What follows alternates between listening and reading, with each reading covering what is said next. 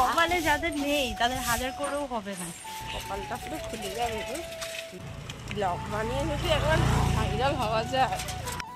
School ছাড়ার পর ধীরে ধীরে কিভাবে যে বন্ধুত্বগুলোকে হারিয়ে ফেলেছি নিজেও জানি না।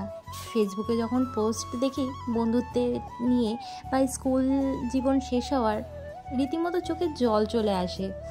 আর আমার যেসব স্কুলের বন্ধুরা ছিল তাদের সাথে দেখাও হয় না সেরকম একটা, আর কথাবার্তা তো দূরের কথা। তাদের সাথে দেখা হলেও অনেকে আছে কথা বলে, আবার অনেকে আছে কথাও বলে না। তাতে আমার বলতে পারো দুঃখটাই বেশি হয়, কারণ এটা না একটা স্মৃতি জড়ানো যে স্কুলের বন্ধুদের সাথে স্কুলে ফেলে আসা দিনগুলোকে খুব মিস করি।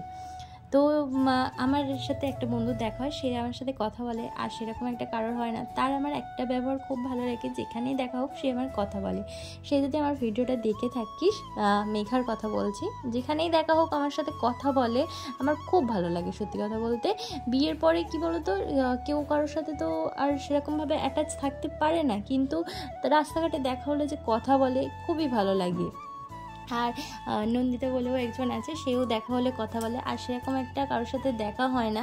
আর যাদের সাথে আরও দেখা হয় চেনা জানা মুখ, তারাও ঠিক মতন কথা বলতে চায় না। হয়তো আমরা সেরকম পরিবার থেকে না বলে সেই জন্য হয়তো তারা কথা বলে না, তাতে আমার কোনো দুঃখ নেই। কিন্তু যারা আমার কাছের মানুষ ছিল, যারা পড়তে গেলে একসাথে বসা, একসাথে ওঠা, খাওয়া দাওয়া, টিফিন, স্কুলের শেষে সমস্ত কিছু ছিল যাদের সাথে, তারা যখন মুখ ফিরিয়ে নেয় তখন খুব কষ্ট হয়। এই কষ্টটা কারোর সাথে শেয়ার করার না। তো স্কুল জীবন ফেলে আসার পর থেকে সমস্ত বন্ধুত্ব হারিয়েছি, তারপর থেকে সেরকম একটা বন্ধুত্ব হয়নি আমার। আমি কাউকে সেরকম কাছের হিসাবে কাউকে আমি ভাবতে পারিনি। রীতিমতো চোখে জল চলে আসে এসব কথাগুলো বলার সময়। আর এগুলো একটা স্মৃতি জড়ানোর দিন, যেগুলো আমরা আর হয়তো ফিরে পাবো না। কিন্তু কি বলতো, এত কিছুর মধ্যেও না আমি একটা ভালো বন্ধু পেয়েছি, কাছের বন্ধু পেয়েছি। তো তাকে নিয়ে আমি অনেক হ্যাপি আছি। তো এটা আমি ভাড়া বাড়িতে থাকলে যেমন অনেক অসুবিধা থাকে, অনেক বাধা বিপত্তি থাকে, সেরকম একটা ভালো দিকও থাকে।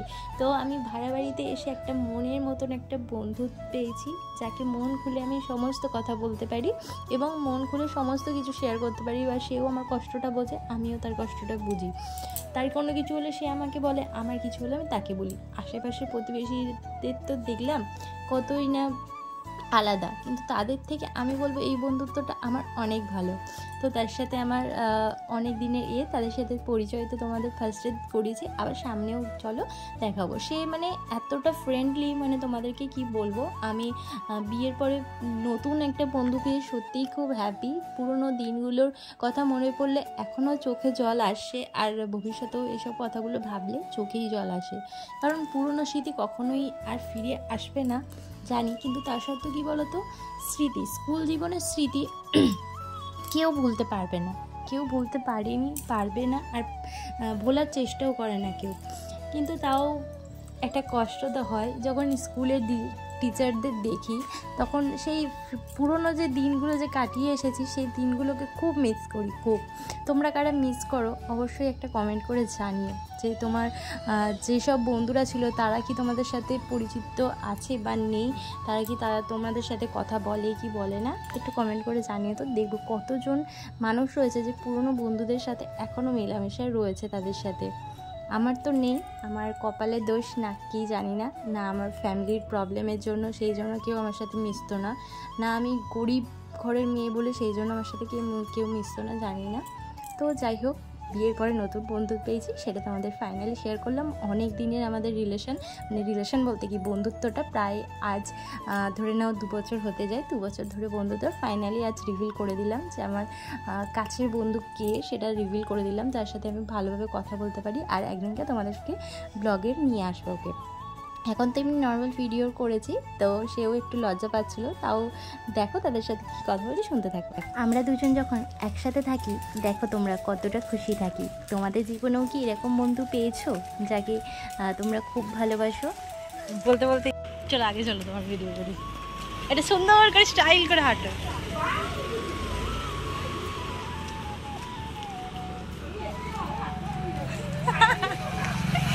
হ্যাঁ যেভাবে হাঁটতে হবে ঠিক আছে। আমার এই ফোনটা এই জন্য ভালো লাগে, আমার বড়ের ফোনে না ফোন আমার নিজেকেই দেখা যাচ্ছে না, ফোনের ক্যামেরা কি দেখবে, নিজেকেই দেখা যাবে না, রোদ্দুর যত পড়বে তত গ্লেজ করবে।